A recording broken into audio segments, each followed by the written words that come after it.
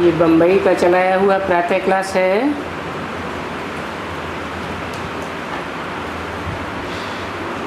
दो जनवरी 1964।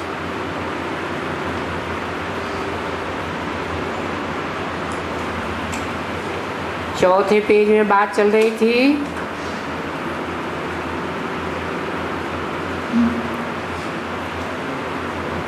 कि देखो बाबा भी कितना सहज कर देते हैं।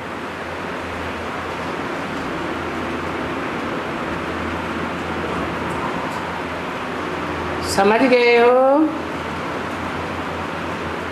ये तो बहुत ही रोज रोज समझाते हैं। कितना समझा करके कितना समझें।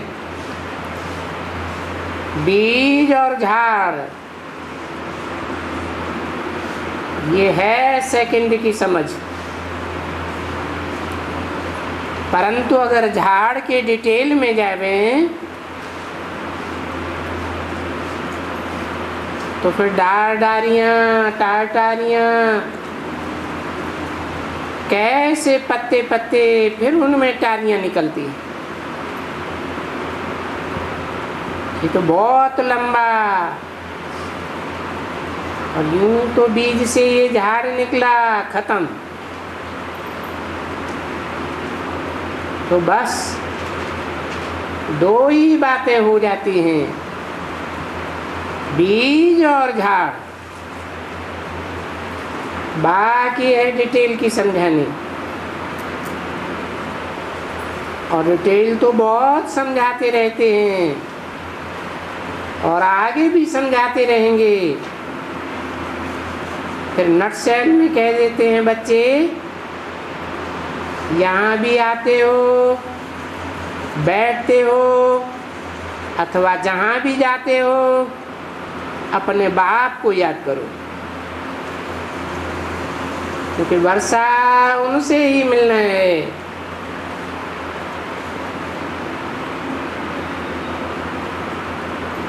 उनसे ही मिलना है। क्यों दूर कर दिया? इनसे क्यों नहीं कहा? वाणी तो 64 की है ना। किसके तन में बोला? ब्रह्मा के तन में बोला। बाजू में ही बैठे थे। फिर भी ये नहीं कहा कि इनसे वर्षा मिलना है। तो जिसकी तरफ इशारा किया वो पार्ट भविष्य के लिए बोला। तो कहते हैं अभी माँ को याद करने की दरकार नहीं है, याद करना है बाप को।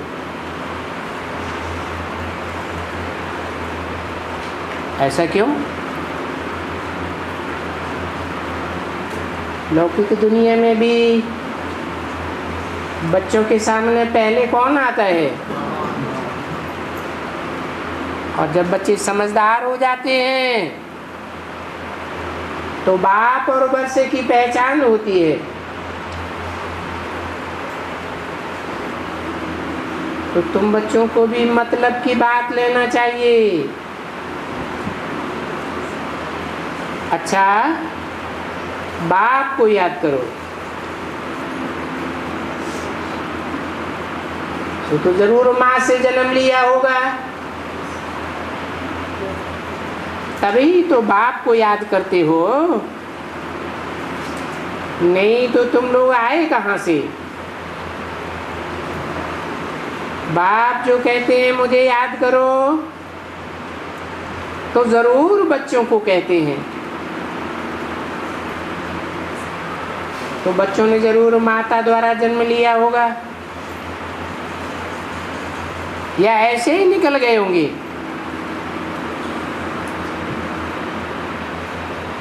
परंतु फिर तुमने जन्म तो लिया ना। और जन्म किसके लिए लिया? किस लिए लिया? बाप से वर्षा लेने के लिए। तो बस अब माँ को छोड़ो, सब देहदारियों को छोड़ो,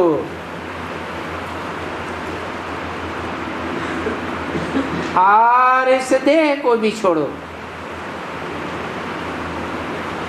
अभी अपन को आत्मा निश्चय करो, क्योंकि तुमको वारसा लेना है बाप से। बाप बेहद का बाप है या हद का बाप है? बेहद के बाप से बेहद के जन्म जन्मांतर का वर्षा मिलता है। कौन सा वर्षा मिलता है? मुक्ति और जीवन मुक्ति। मुक्ति माना शांति, जीवन मुक्ति माने जीवन में रहते रहते सुख की प्राप्ति। तो बाप से ये वर्षा लेना है, बेहद का बाप से बेहद का वर्षा लेना है। बाप से इन बच्चों को वर्षा लेना है। अभी ये बच्चे समझ गए, अच्छी तरह से समझ गए कि हम आत्मा हैं और अभी बाप के बने हैं।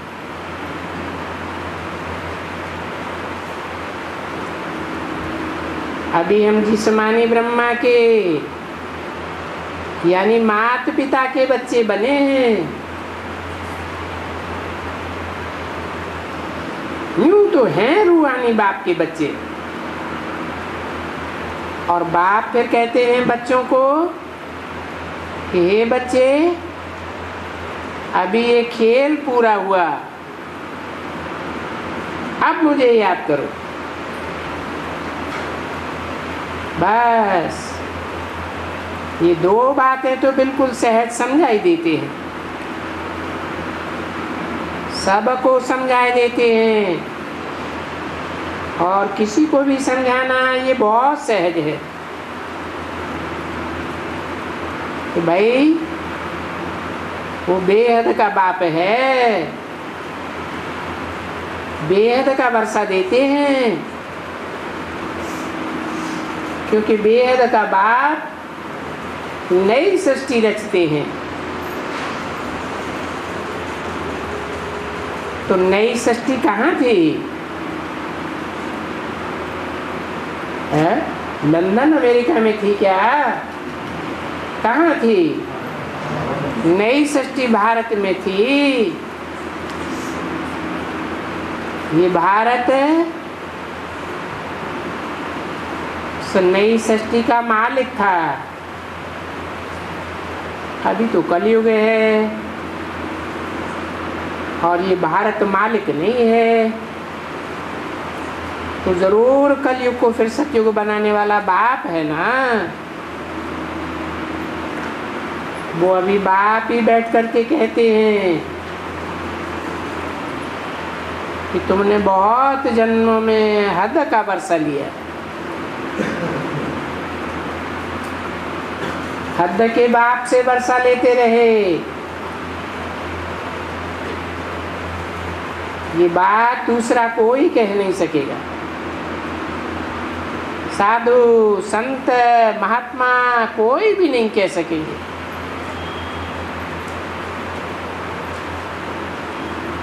अब तुमको याद करना है बाप को। तो हे बच्चों, तुमने हर जन्म बाप से हद का वर्षा लिया, क्योंकि ऐसे तो नहीं कहेंगे कि हद का वर्षा कोई स्वर्ग में मिलता है।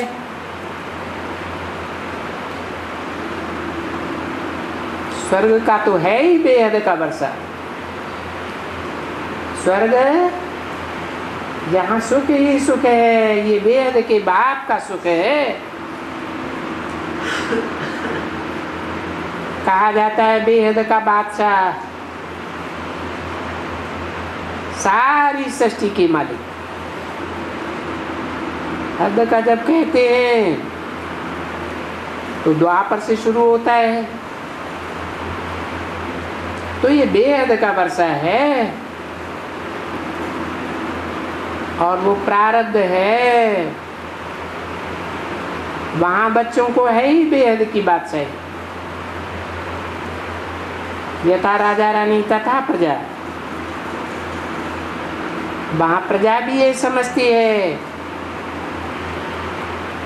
अभी तो प्रजा नहीं समझती है कि हम कोई बेहद के मालिक हैं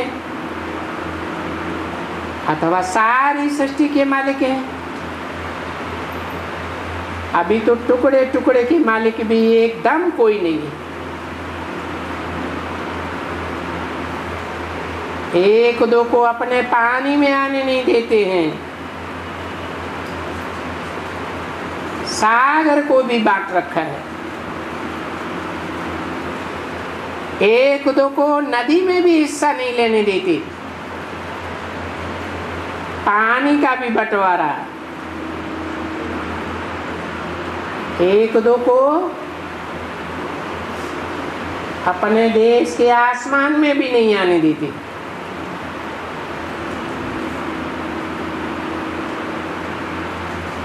और यहाँ प्रजा भी ऐसे ही समझती है। वहां स्वर्ग में प्रजा क्या समझेगी? वहां तो समझेंगे हम विश्व के मालिक हैं, हमारा राजा महारानी लक्ष्मी नारायण विश्व के मालिक है और तो कोई नहीं है।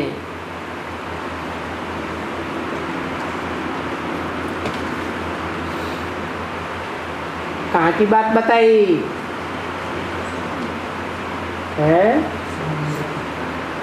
सतयुग के 8 जन्मों की बात बताई, या 8 जन्मों से भी पहले कोई विश्व की बादशाही का वर्षा होता है जो डायरेक्ट बाप से मिलता है?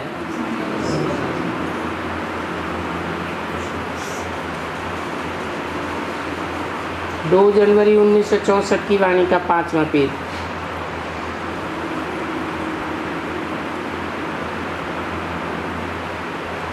तो फिर इन बातों को समझने की कोई दरकार है ही है। फिर वो समझते हैं क्या? ये तो यहाँ समझाया जाता है। बाकी है ही जब विश्व का मालिक तो उनको कहने की तो दरकार नहीं रहती है कि हम कोई विश्व के मालिक हैं। तो है ये हम समझाने के लिए कहते हैं कि बस वहां तो विश्व में बच्चों का एक ही राज्य रहता है, वहां कोई हद की बादशाही नहीं थी, बेहद की बादशाही थी। और वो बेहद की बादशाही भारत को थी। कौन से युग की बात? कहाँ की बात बताई? विश्व की बादशाही। सारे विश्व में भारत राज्य करता था। ऐसे नहीं है कि भारत में ही राज्य करते थे। अभी ये बातें किसी की बुद्धि में नहीं है, एकदम भूल गए हैं, किसी की बुद्धि में नहीं है। कौन भूल गए हैं? हैं? दुनिया वाले, दूसरे धर्म वाले तो भूले ही हुए हैं। क्या बीके वालों को याद है कि बाप से विश्व की बादशाही का वर्षा मिलता है, सतयुग का वर्षा मिलता है, सतयुग में मिलता है, या विश्व की बादशाही का वर्षा संगम में मिलता है? अभी बात है 5000 वर्ष की। उनको इन्होंने शास्त्रों में कल्प को लाखों वर्ष दे दिए है, इतने हजारों वर्ष का है, फलाना है, ये है। इस तरह भुलाए भुलाए करके एकदम भुलाई दिया। भूल तो सकते हैं ना, शास्त्रों में लिखा हुआ है कितने ये लाखों वर्ष, तो बेचारे याद करते हैं लाखों वर्ष की बात, तो फिर भूल गए, सभी बातें भूल गई, घोर अंधियारे में डाल दिया है। ये तो 5000 वर्ष की बात है। तो बात समझाते हैं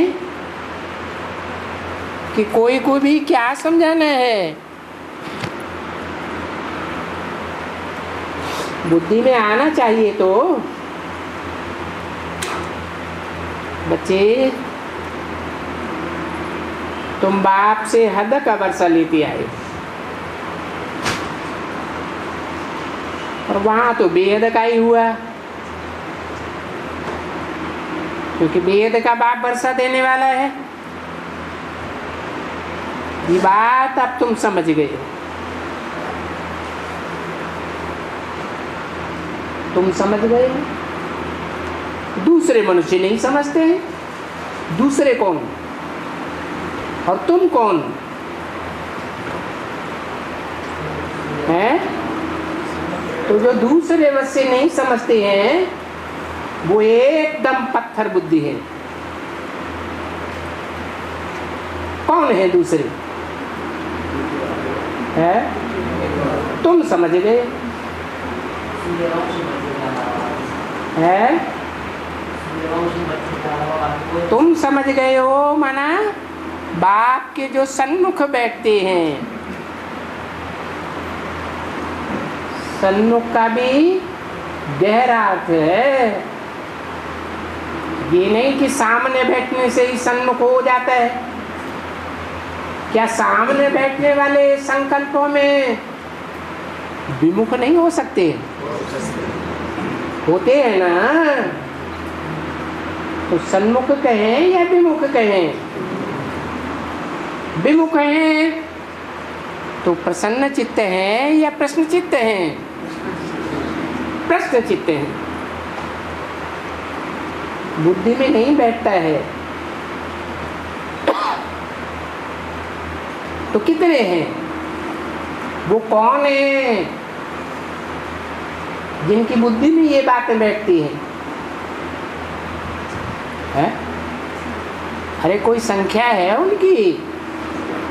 है 4.5 लाख, 9 लाख नहीं है, 4.5 लाख। जो प्रवेश करने वाले हैं 4.5 लाख, उनकी बात नहीं है।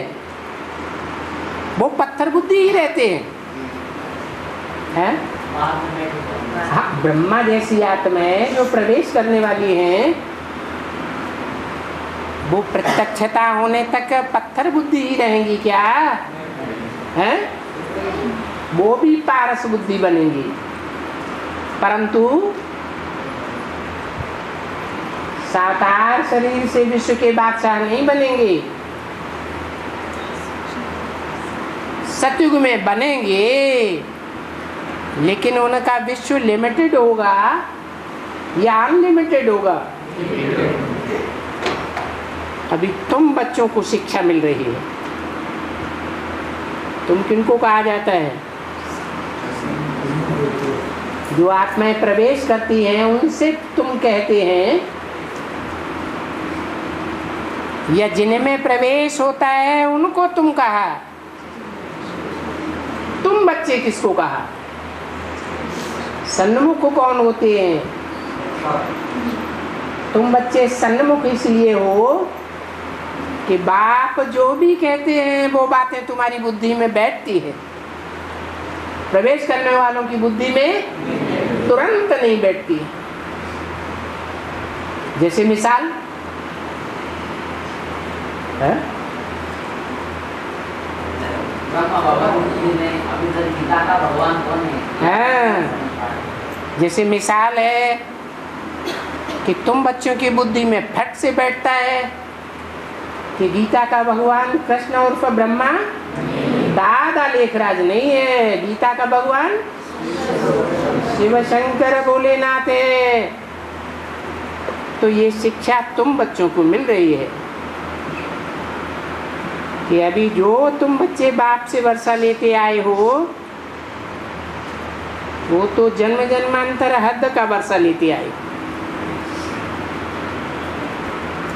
जन्म जन्मांतर, जन्म जन्मांतर क्यों कहा? 63 जन्म क्यों नहीं कहा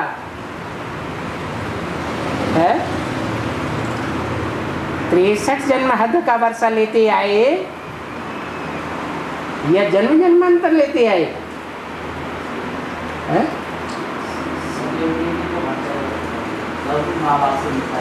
हाँ, 84 जन्म भी लौकिक बाप से वर्षा लेते आए या पारलौकिक बेहद के बाप से वर्षा लिया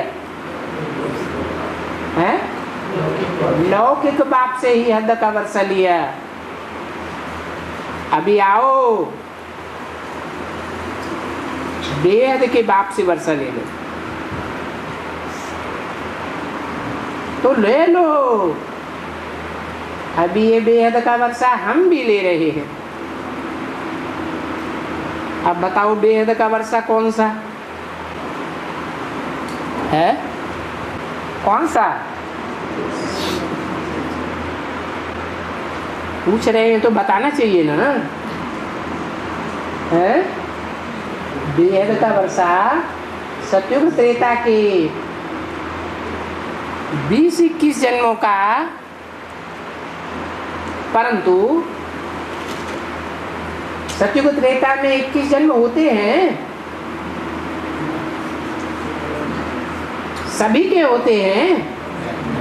सभी के तो नहीं होते। किन के होते हैं? 21 जन्म किन के होते हैं? तुम बच्चों के 21 जन्म कहेंगे, ब्रह्मा जैसी आत्माओं के भी 21 जन्म कहेंगे, परंतु उनका जो एक जन्म है वो त्रेता में बढ़ता है या सतयुग में बढ़ता है? त्रेता में बढ़ता है। गिरती कला का युग है या चढ़ती कला का युग है? और तुम 21 जन्म कहाँ से गिनते हो? चढ़ती कला से गिनते हो या तुम्हारा जन्म 21वां उतरती कला में होता है? तुम 21 जन्म जो है वहाँ तुम्हारी काउंट होती है स्वर्णिम संगम युग से। तो तुम बच्चों को ये वर्षा मिल रहा है। अब बेहद का बाप बेहद का वर्षा देंगे ही स्वर्ग में।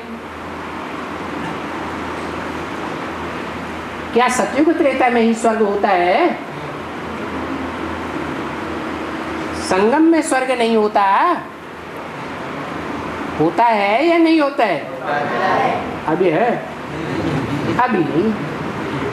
अभी स्वर्ग कहें या न कहें? नहीं कहें। क्यों नहीं कहें? है? नहीं, नाम है स्वर्ग। सही स्थिति में नहीं गए हैं तो स्वर्ग नहीं कहेंगे। कब कहेंगे?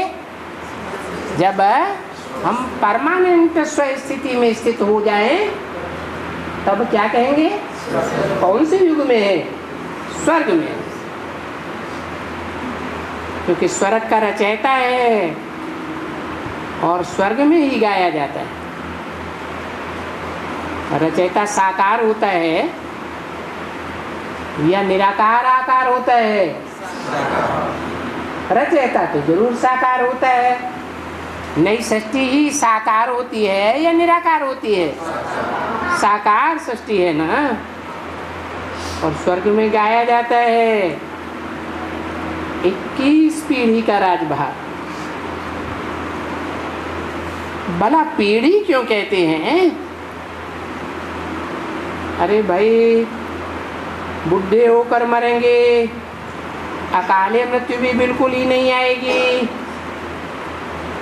तुमको रोना पीटना, विधवा बनने की दरकार ही नहीं पड़ेगी। यहाँ तो विधवा बन जाती है। अरे आजकल तो इतने जास्ती नहीं है क्या? अरे किसकी बात हो रही थी? विधवाओं की बात हो रही थी। आजकल तो इतनी जास्ती विधवाएं नहीं है। क्यों? अभी जनसंख्या बढ़ रही है तो विधवाएं जास्ती होना चाहिए या कम होना चाहिए? हैं? जास्ती हो। फिर इतनी क्यों नहीं है? जितनी पहले विधवाएं होती थी भारत में, उतनी विधवाएं अब नहीं है। क्यों नहीं है? क्योंकि पश्चिमी सभ्यता का प्रभाव पड़ गया भारत में। तो पश्चिमी सभ्यता के जो भी धर्म है वो अनेक शादियों में विश्वास करते हैं कि एक ही बार शादी करने में अच्छा समझते हैं। तो यहाँ भारत की स्त्रियों में अब विधवाएं बहुत कम देखने में आती हैं। चलो प्रत्यक्ष रूप में शादी नहीं करेंगी, लेकिन गुप्त रूप में कर लेती है। शादी माना क्या? बिगाड़ में जाना माना शादी, या ढोल मजीरा बजाने को ही शादी कहते हैं। बिगाड़ में जाना माना शादी। तो आजकल तो इतनी जास्ती विधवाएं नहीं है, इतने जास्ती विधुर भी नहीं है। अभी फैशन बदलता जाता है, नहीं तो आगे जब पति मरता था तो या हुसैन बहुत करती थी। यहाँ तक कि 12 महीने तो एकदम बाहर नहीं निकलती।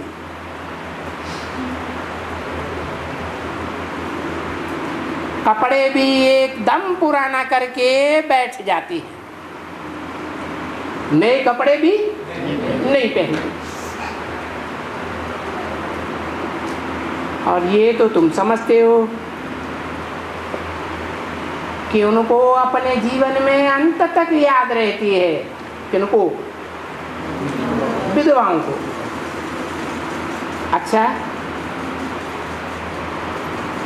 फिर तो बहुत मुसीबत हो गई। क्या मुसीबत हो गई है? मुसीबत हो गई। क्यों? पहले मुसीबत समझ करके ऐसा करती थी या अब मुसीबत समझ करके ऐसा करती है? अब मुसीबत लगती है, इतना त्याग कैसे करेंगी? तो देखो यहाँ कि सब पुरानी दुनिया में अभी ये बातें बिल्कुल नहीं है। कोई भी विधवा नहीं बनती है, कोई कुछ भी नहीं रोते हैं, एकदम कुछ भी नहीं। बच्चों को भी रुलाने की दरकार नहीं रहती है। कोई तो न रड़ते हैं न उनको रड़ाते। जो उनका मुख बड़ा हो छोटा न रह जावे। बच्चों को जोर से भी लड़ाते हैं ना, परंतु वहां तो लड़ने की कोई बात ही नहीं है। ये तो आप सभी बच्चे समझते हो कि बरोबर हम अभी बेहद के बाप से फिर से कल पहले मुआफिक वर्षा ले रहे हैं, क्योंकि अभी हमारा 84वां जन्म पूरा हुआ। फिर से हमको 21 जन्म का वर्षा जरूर मिलना ही है। जो वर्षा मिला हुआ था वो पूरा हो गया। अभी हमको जाना ही है, अभी याद तो रखना चाहिए ना। अरे परंतु बच्चों को ये याद भूल जाती है कि अब हमें वापस जाना है, घड़ी घड़ी भूल जाते हैं। अगर ये निरंतर याद रखते रहें तो इनका विक्रम भी विनाश होता रहे। तो बाप को याद करें, वर्षे को याद करें, मन मना भव मध्यादि भव। और ये मन मना भव मध्यादि भव का अर्थ कितना सहज है, और ये अर्थ लिखा हुआ भी है। यानी भले वो गीता झूठी है, फिर भी कुछ न कुछ तो उनमें सच्चा है ना। लिखा भी है मन मना भव, क्या लिखा है? मन मना भव मध्यादि मामेव नमस्कुरु। मुझे अपने परम पिता परमात्मा यानी बाप को ही याद करो। अभी कृष्ण तो नहीं कहेंगे मुझे परम पिता परमात्मा को याद करो,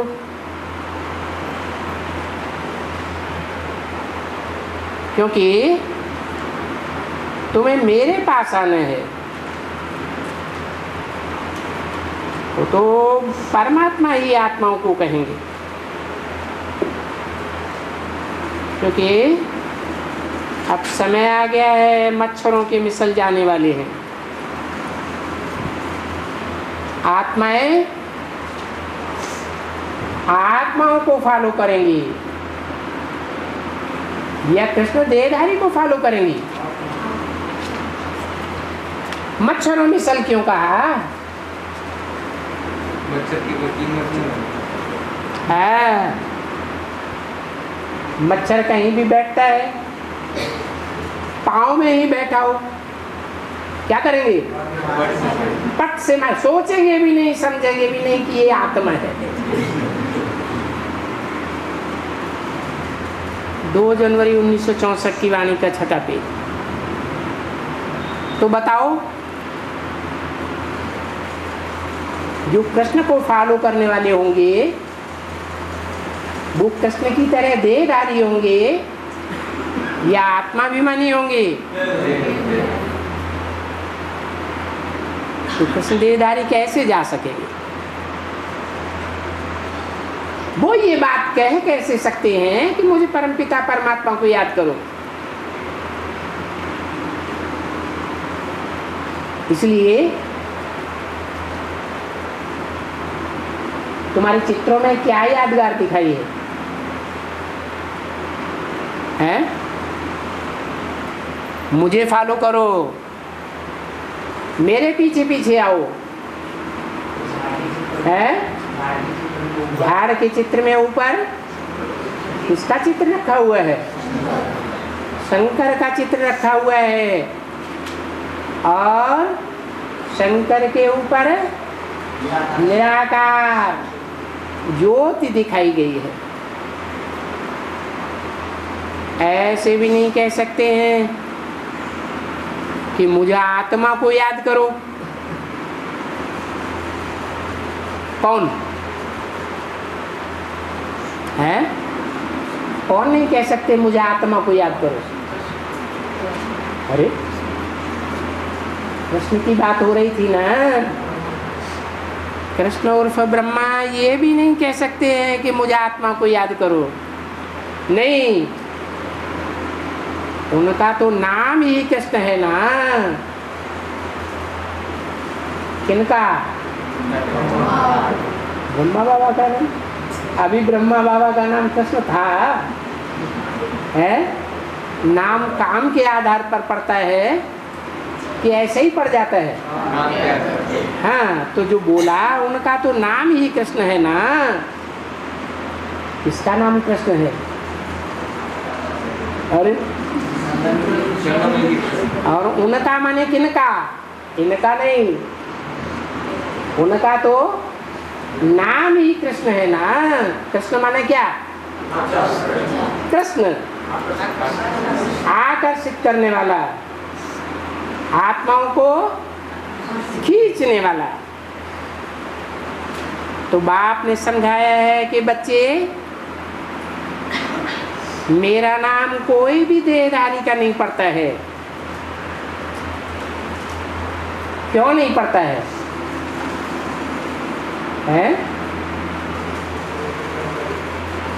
मेरा नाम आत्मिक स्थिति जब बनती है तभी मेरा नाम कृष्ण है, तभी आत्माओं को खींच के ले जाता हूं। क्या बोला है मुरली में? तुम बच्चों को कैसे ले जाऊंगा? आंखों पर बिठा कर ले जाऊंगा। तो मेरा नाम ही है शिव, अर्थात कल्याणकारी है। मेरे निराकार बाप का नाम ही शिव है। वो निराकार का ही नाम शिव है। क्या कहते हैं? मेरी बिंदी का ही नाम शिव है। और तो 7 देहधारियों के नाम है। कोई की आत्मा का नाम नहीं है। तो अभी कृष्ण कैसे कहेंगे मनमना भव? अर्थात देश है, सब कुछ त्याग कर मुझ बाप को याद करो। कैसे कहेंगे? क्यों नहीं कहेंगे? है क्योंकि कृष्ण वाली आत्मा अभी तक है स्वयं ही आत्मिक स्थिति में स्थित नहीं हुई है। तो नहीं कह सकते मनमना भव, मेरे मन में समा जा। वो कह कैसे सकते हैं? क्योंकि उनको शरीर है। ये तो कह सकते हैं ना। कौन है? अरे वही झाड़ के चित्र की तरफ इशारा किया। ये तो कह सकते हैं ना, क्योंकि इनको तो अपना शरीर है नहीं। तो कहते हैं देखो, तुम्हारा भी शरीर नहीं था। कब? जब तुमको परमधाम वापस जाना था तो तुम्हारा भी शरीर नहीं था। कैसे नहीं था? है? शरीर तो था, लेकिन शरीर का भान छोड़ दिया था। और फिर जब तुमको भेजा,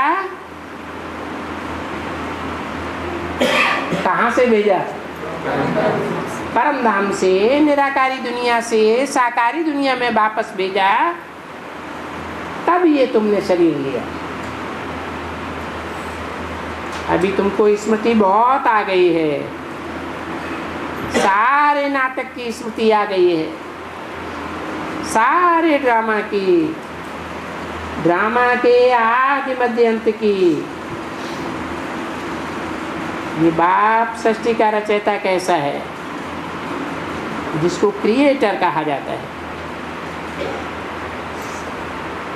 मनुष्य सृष्टि का रचयिता कैसे है? कब रचता है? वो रचयिता क्यों है?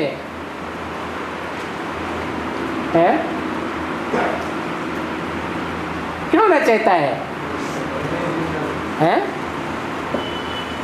अरे रचता है, क्या रचता है? ऐसी सृष्टि रचयिता है, रचता है जहाँ सब आत्मिक स्थिति में होते हैं। अभी तो सृष्टि कैसी है?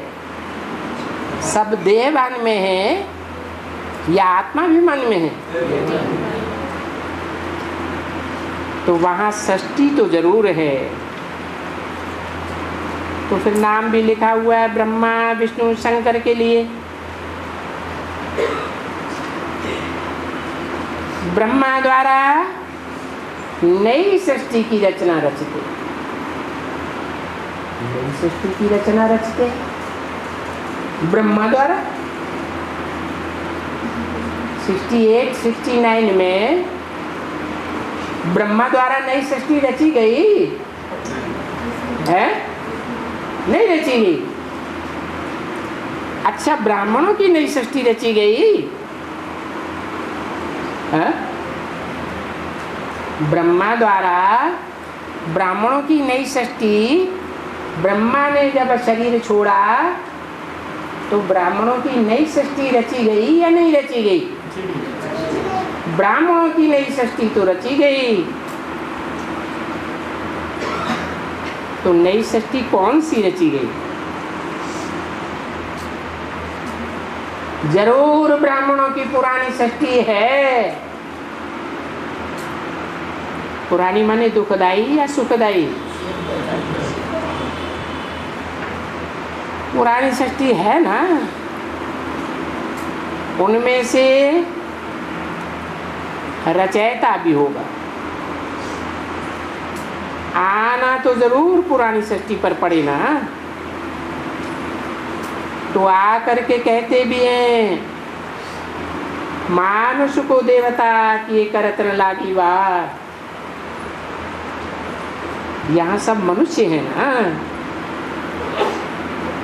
अभी देखो कितने मनुष्य हैं? कितने मनुष्य हैं? सारी सृष्टि भरी पूरी है। अभी उनमें से आकर के बाप कहते हैं कि बच्चों, मैं तुमको पढ़ाई करके फिर से मनुष्य से देवता बनाता हूँ।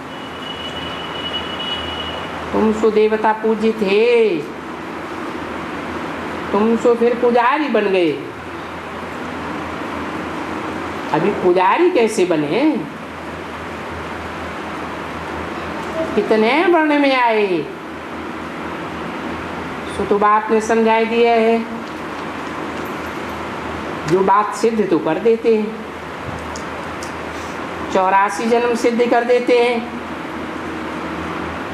सो भी समझाया है।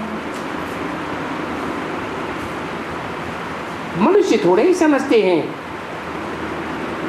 कि 84 जन्म होते हैं या 84 लाख मनुष्य जन्म लेते हैं। पर 84 जन्म भी कौन लेते हैं?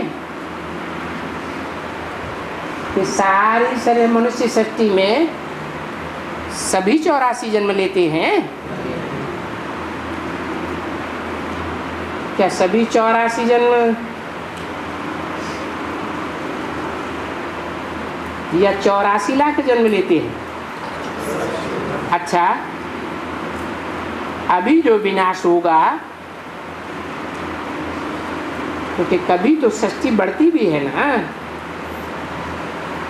तो कितने जन्म लेंगे? है अभी जो विनाश होगा, अभी माने कभी, उस समय 64 की वाणी है, तो उस समय अभी का इशारा किस तरफ है?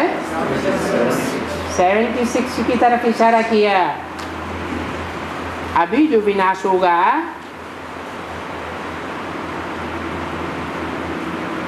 माना कभी तो सृष्टि बढ़ती है ना। कब से बढ़ती है? पुरानी दुनिया के पुराने ब्राह्मणों की सृष्टि की वृद्धि कब से होती है?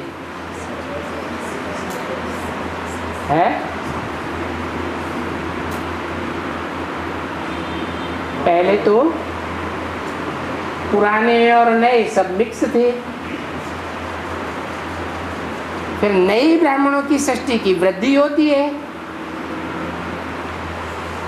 और विनाश का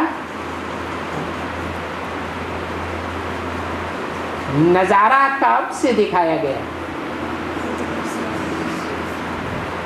है? 65-66 में घोषणा की गई थी, आने वाले 10 वर्षों में लक्ष्मी नारायण का जन्म होगा और विनाश होगा।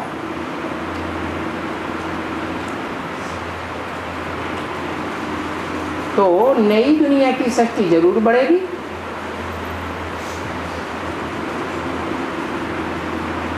जिनकी सृष्टि बढ़ेगी पहले पहले, वो कितने जन्म लेंगे? है? हाँ, 84 जन्म लेंगे। और बाद में आने वाले कम जन्म लेंगे।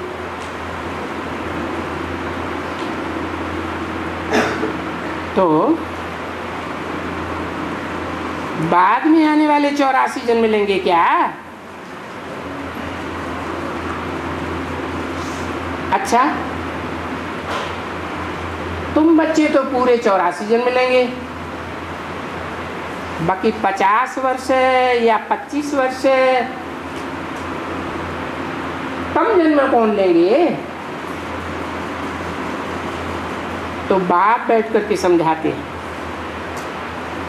और सहज होता जाता है बच्चों को कि बरोबर हम ही 84 का चक्र लगाए। इसी को सुदर्शन चक्र कहा जाता है। अभी देखो कहाँ उसमें कथाएं लिखी हैं, सुदर्शन चक्र थोड़ा तो ये गले कट गए है। शास्त्रों में, टीवी में दिखाते हैं ना, कृष्ण ने सुदर्शन चक्र छोड़ा और गले कट गए। क्या मतलब हुआ है? देवान अलग हो गया और आत्मा अलग हो गई। देवान अलग होना, आत्मा अलग होना, क्या मतलब हुआ है? आत्मिक स्थिति में चले गए। अर्थात जो रूहानी ज्ञान है, रूहानी बाप देते हैं, उस ज्ञान के ऊपर निश्चय बुद्धि हो गए, अज्ञानी दुनिया से मर गए। तो बच्चों को समझना और समझाना सहज होता जाता है। देखो अभी ये कितनी सारी बातें निकलती हैं। उस सुदर्शन चक्र को फिर हथियार बना दिया है। ये कोई हद का गला काटने का हथियार है या बेहद में समझने की बात है? तो ये कोई स्थूल हथियार नहीं है सुदर्शन चक्र। अभी बच्चों को यानी आत्माओं को ये स्मृति आई है कि हमने 84 जन्म ऐसे ऐसे भोगे हैं। अभी हमारा ये 84 का चक्र पूरा होता है और अभी ये सारा ड्रामा खत्म होता है। अभी फिर तुमको ये ड्रामा रिपीट करना है, नए सिरे रिपीट करने हैं। तो पहले पहले तो प्राचीन आदि सनातन देवी देवता धर्म जरूर चाहिए। क्या नाम दिया है? सिर्फ सनातन धर्म नहीं, एक तो प्राचीन माना सनातन, और दूसरे क्या शब्द लगा हुआ है सनातन से पहले? आदि। तो आदि कोई से जन्म से तो हुई होगी। क्या सतयुग के पहले जन्म से आदि होती है या संगम युग से होती है? तो जो का यह लोक धर्म हो गया है, वो स्थापक बैठ करके कहते हैं कि मैं फिर से वही देवी देवता धर्म की स्थापना करता हूँ। इसको मुसलमानों में अल्लाह वल दीन कहा गया है। दीन माना धर्म। वो धर्म कौन स्थापन करते हैं? अल्लाह माना सबसे ऊंचा जो रहने वाला है, वो अल्लाह ही अव्वल नंबर का धर्म स्थापन करते हैं। गीता शास्त्र वो उसी देवी देवता धर्म का है, पर उन्होंने तो ये बातें कुछ भी नहीं है। उसे गीता शास्त्र में तो लिखा हुआ है ईश्वर सर्वव्यापी है, बस एक ही निपुटी बात बैठ उठाते हैं। इसको कहा जाता है निपुटी, यानी ये बाप का पुत्र नहीं है, ये कृष्ण के पुत्र तो हो ही नहीं सकते हैं। इसलिए इनको निपुटी कहते हैं। यानी हम बाप के पुत्र के नहीं हैं, नास्तिक हैं, हम बाप के बच्चे नहीं हैं। जो कहते हैं गॉड फादर, ये ऐसे ही कह देते हैं, यानी समझ भी तो कोई कुछ चाहिए ना। जबकि फादर कहते हैं तो फिर उनको कह देना कि सब में है, सब में है तो ब्रदरहुड हुआ या फादरहुड हुआ, सबको फादर फादर बना देते। अभी देखो ये कितनी मूर्खता की बात है, एकदम मूर्खता। कहते भी हो God father, mercy on me, रहम करो। अच्छा तो बाप आते हैं ना रहम करने के लिए, अब रहम क्या करूं, क्या रहम करूं तुम बच्चों पर? तुम दुखी हो ना, तो तुमको दुख से लिबरेट करना है, तुमको सुखी करना है। पहले क्या करना है? पहले दुखों से लिबरेट करना है। जैसे कोई का हाथ अचानक आग में गिर जाता है तो क्या करते हैं? रसगुल्ला खाते हैं, मुंह के सामने रसगुल्ला आया हुआ है वो खाते हैं, या आग में से हाथ बाहर निकालते हैं? पहले हाथ बाहर निकालेंगे, अर्थात हाथ को लिबरेट किया जाता है, बाद में सुख की बात आती है। पहले शांति फिर सुख। तो मैं भी आकर के तुम बच्चों को बहुत सुखी बनाता हूं। कल्प कल्प आकर के तुम्हें सुखी करना है। अब बताओ बाप का धर्म क्या है? हैं? बाप की धारणा क्या है? अपने बच्चों को सुखी करना। तो बच्चे जानते हैं कि बरोबर हम कल्प कल्प हर 5-4 वर्ष के बाद आता हूँ भारत को आकर के हीरे जैसा बहुत सुखी बनाता हूँ।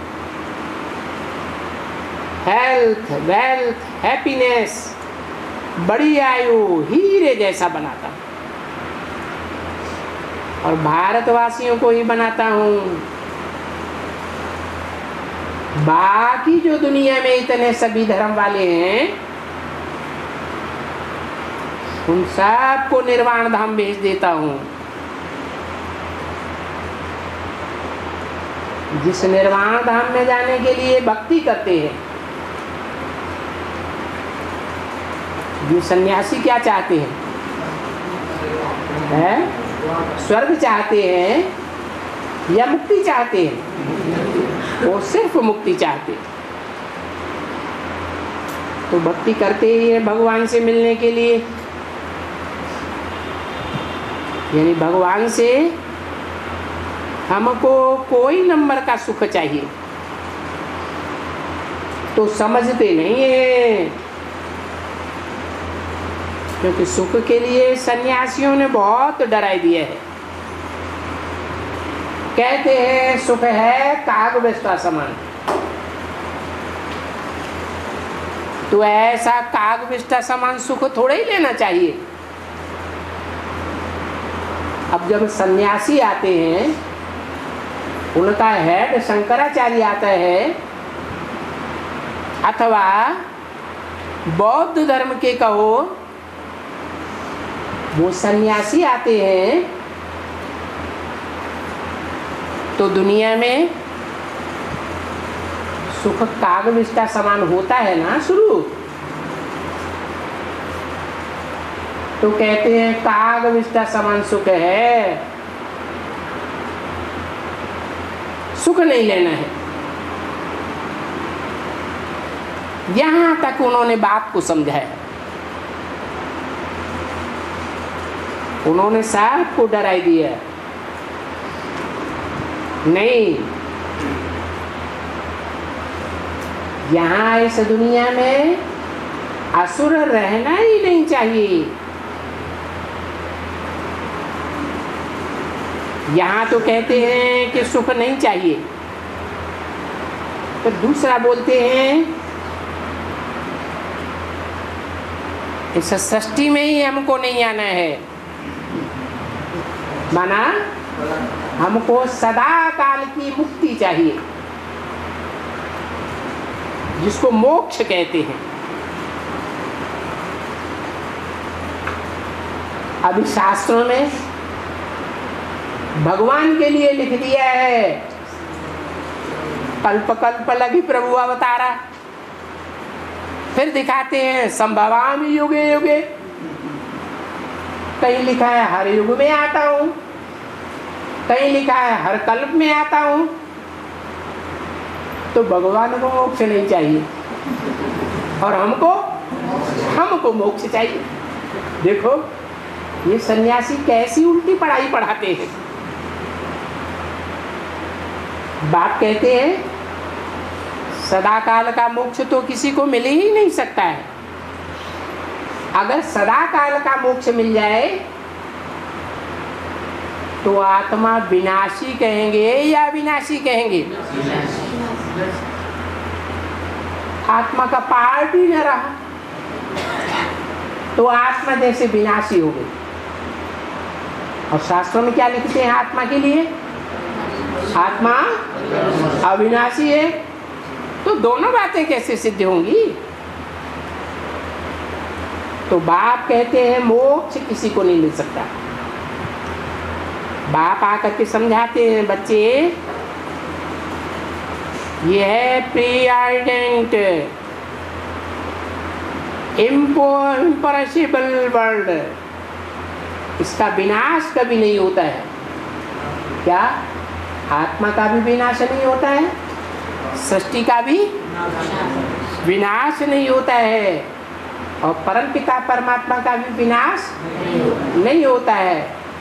ये पांच तत्वों वाली जो प्रकृति है इसका भी समूल विनाश नहीं होता है। रूप परिवर्तन होता है लेकिन विनाश नहीं होता है। तो ये बना बनाया ड्रामा है और ये अविनाशी ड्रामा है। ओम शांति।